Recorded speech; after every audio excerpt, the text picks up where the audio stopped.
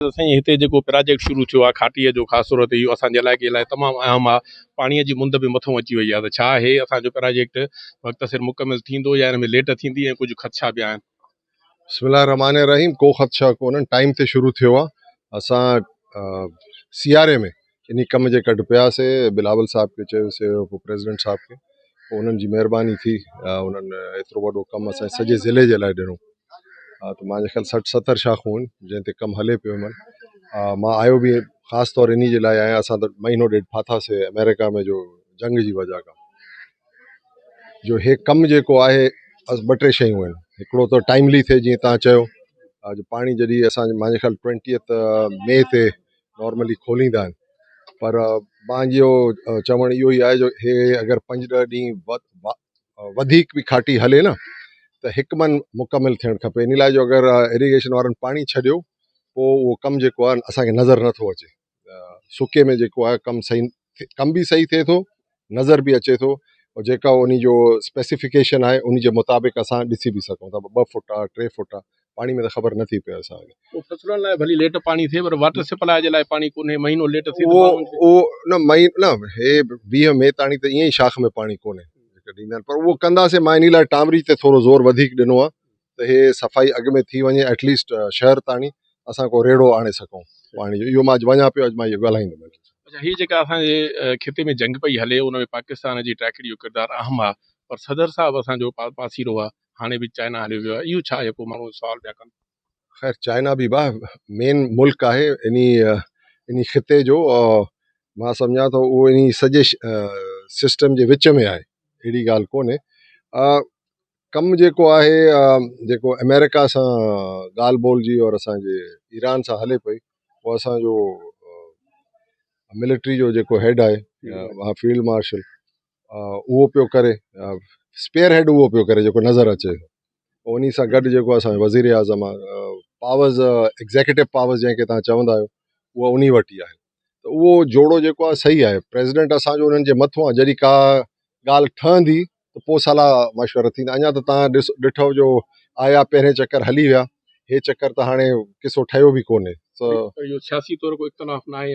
न, इहे माण्हू बसि, इहो तव्हां मीडिया ज़ोर आहे, बसि तव्हां हणी था छॾियो, ईअं का ॻाल्हि कोन्हे। हाणे फंक्शनल लीग सिंध में घणी सरगर्म थी आहे, ऐं हिन महिल इस्लामाबाद खां वठी पंजाब ताईं, कराची, हाणे कुझु माण्हू शामिल बि थिया आहिनि। त तव्हां उनखे कीअं अपोज़िशन पंहिंजे लाइ सम्झो था? ॾिसो, हे बेसिकली फंक्शनल लीग हाणे अॻे GDA, उन्हनि खे हक़ आहे, हर हिकु पॉलिटिकल पार्टी खे हक़ आहे मैदान में अचण जे लाइ, माण्हू गॾु करण जे लाइ। माण्हू टोड़नि बि अथा, कनि को पंहिंजी कोशिशि कनि, पोइ जॾहिं वक़्तु ईंदो त ख़बर पवंदी। हर कंहिंखे पंहिंजो हक़ आहे करणु, भली कर।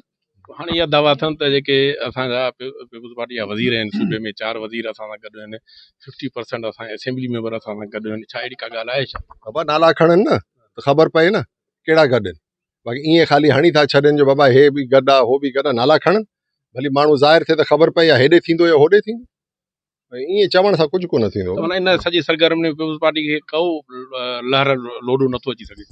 बाबा लोडो ॾियण वारो अलाह, ठीकु आहे, या ॿिए नंबर ते माण्हू, ठीकु आहे। असांजी कोशिशि इहा ई हूंदी आहे जो असां माण्हुनि सां हलूं। पीपुल्स पार्टी हली बि आहे माण्हुनि सां।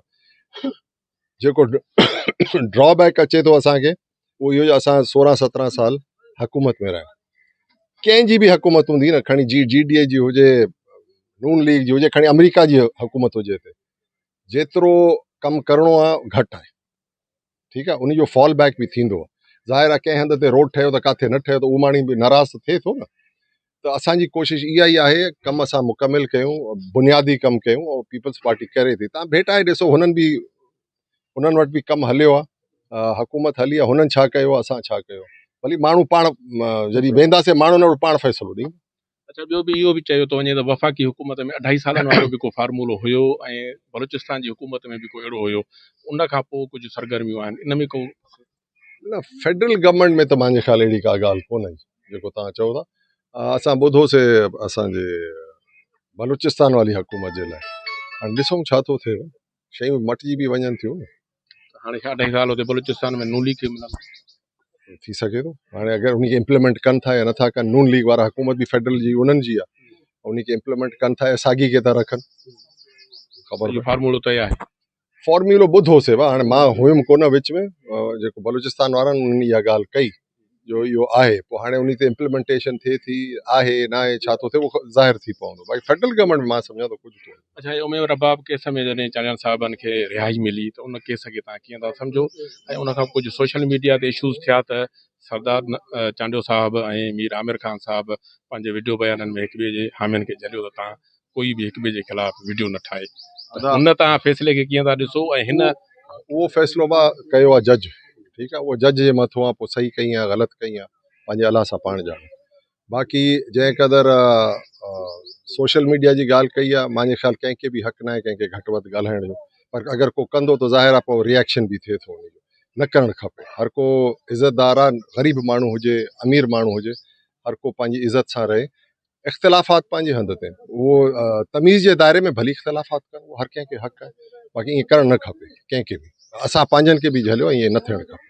अच्छा, शहदादकोट में हाणे 5.5 अरब जो प्रोजेक्ट आयो आहे जंहिंमें वाटर सप्लाई बि नई बि ठहे ऐं ड्रेनेज जे जेके ॿई वॾा अहम मसइला आहिनि शहदादकोट जा वरी इन जे हवाले सां जेको पब्लिक हेल्थ इहो कमु कराए पई उन ते माण्हुनि ख़दशा ज़ाहिर कया आहिनि हिन प्रोजेक्ट खे कीअं था ॾिसो ऐं इन ख़दशनि खे कीअं प्रोजेक्ट त भलो आहे जेको आयो आहे ख़दशा भली असांखे ॿुधाइनि असां बि हिते आहियूं जिते सरज़मीन ते को अगरि ग़लति कमु थो थिए निशानदेही कनि असांजो फ़र्ज़ु आहे उनखे सिधो करणु इन लाइ असांजी शइ आहे पब्लिक जी शइ आहे इन शहर जी शइ आहे अगरि उहो ग़लति कमु थींदो त असां बर्दाश्त न कंदासीं उन शइ जे लाइ असां वेठा आहियूं असां बल्कि हिननि जी धुर आहियूं जेका असांखे ॾेखारींदा ख़दशो ज़ाहिर था कनि बाबा आवाम जो अगरि उते को प्रॉब्लम आहे ॿुधाइनि त असां उनखे रेक्टिफाई कंदासीं।